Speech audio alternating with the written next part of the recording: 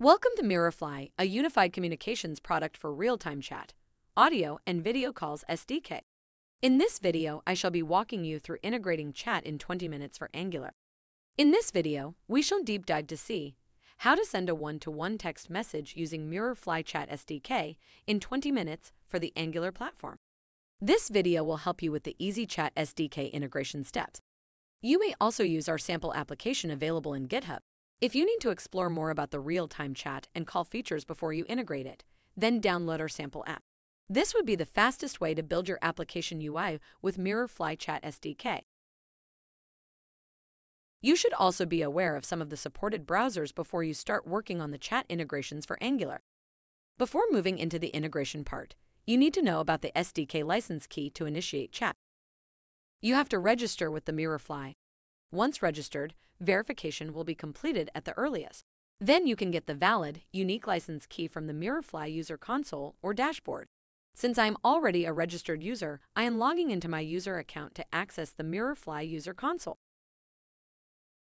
In the overview page, you could access your unique SDK license key and API base URL. You would need them in your project to initiate the chat. You can also get access to the sample project source code, SDK files, and API credentials in the same overview page to test your integrations. Let us now integrate the Chat SDK in my application before moving into the integrations. First, create a new Angular project. I have already created the Angular project. Now integrate the app using the npm package. Copying the MirrorFly SDK package to install the SDK in my application terminal. The installation process might take some time to complete. MirrorFly SDK, with its robust features and functionalities, makes the integration more efficient and easy for every client's app. Now our MirrorFly SDK is installed successfully. In the next step, import the SDK into your application where you want. Create a new file, and I have created it as my chat.tsx file. I then imported the SDK into my .tsx file. The SDK can also be integrated into your application using our downloadable SDK files as an alternative method for the npm package. So you may skip this part if you are already installed the SDK using npm.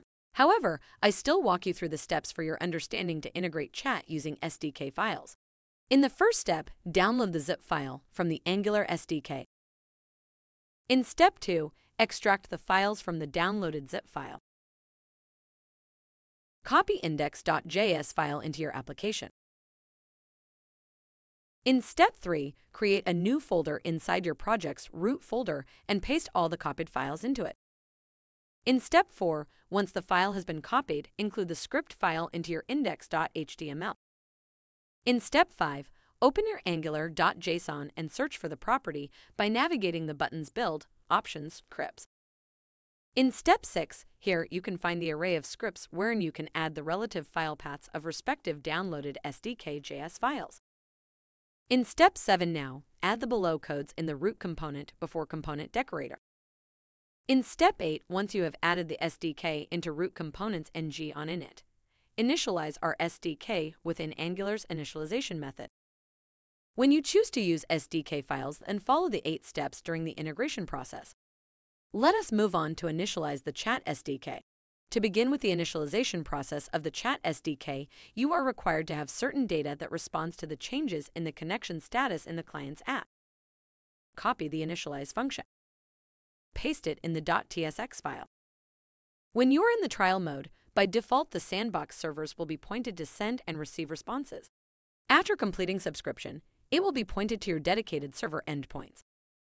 I already created the onClick handler event function, so I paste initialize SDK method here and trigger an action when a user clicks a button. While using the await inside the function should contain a sync in it. Console the SDK initialize response. Copy the license key details that you can get it from the overview section of the MirrorFly console dashboard. Paste it in the initialize function. Now run the application in the browser. Click the Initialize SDK button.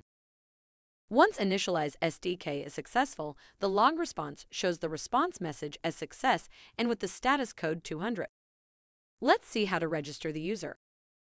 You can use the below given method to register a new user. I already created the onClick event attribute property of the HTML button. So I paste the register method in the onClick attribute. It will execute when the button is clicked. Give the user identifier as a unique ID to register the user. We accept only the alphanumeric string, so don't use any special characters in the user identifier. Console the log for register response.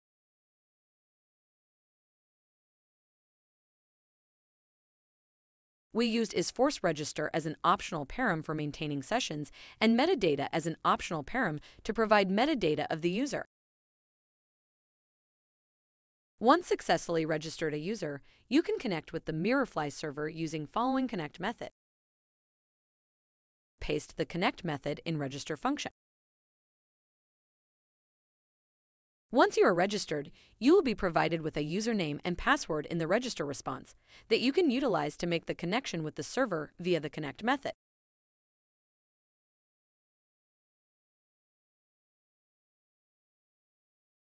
Then console the log for connect response.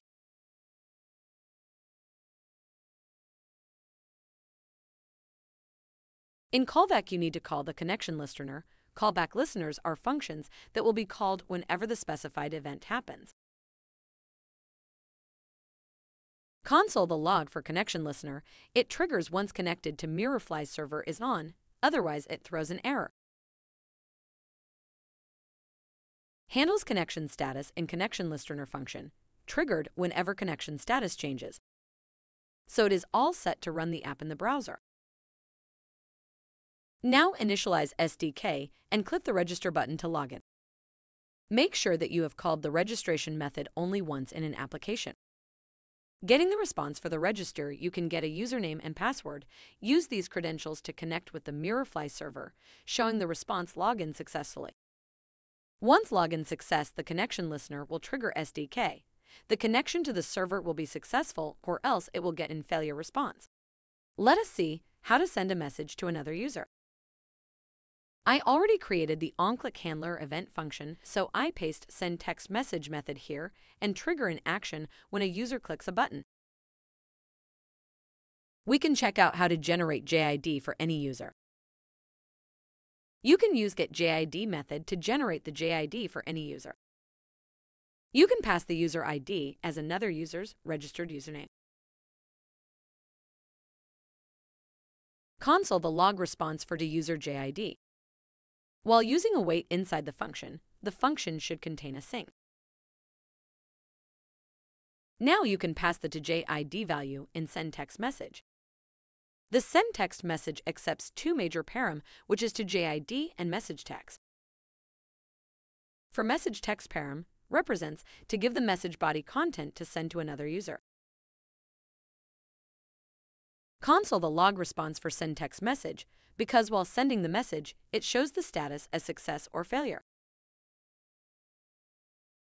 MirrorFly provides you to send the text message to other participants by using send text message method, which is wrapped with MirrorFly SDK.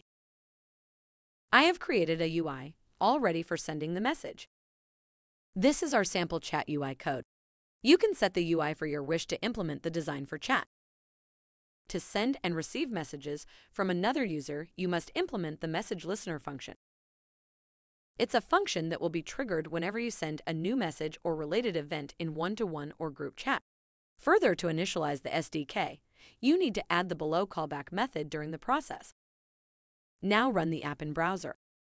Let's see the demo for sending a text message. While sending a message, you must initialize SDK and log in with the MirrorFly server. Now send the message to the receiver. You can check this in the log. Once the message listener is triggered, in the response message body, the object message type shows the acknowledgement, which means the message was sent to the server. When the message is sent to the receiver, you can see the message type as delivered.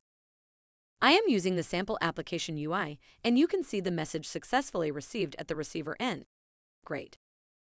Once the receiver has seen the message, again message listener triggers, and the message type will be seen. Once the receiver sends the message to the sender, the message listener triggers in the response message body object shows the message type as received message, sharing in a few more messages between the registered users. With this, we are done with the integration steps and a demo of sending and receiving the messages between users. Great! Hope this video is helpful for you in your MirrorFly Chat SDK integrations. MirrorFly Chat SDK and UI Kit gives you a comprehensive real-time chat experience and simplifies your chat design needs. Check out our documentation page for more such tutorials that would ease your integration setup. We have a dedicated customer success team to assist you with your questions and help you pass through the blockers with ease. Thank you, and have a good day.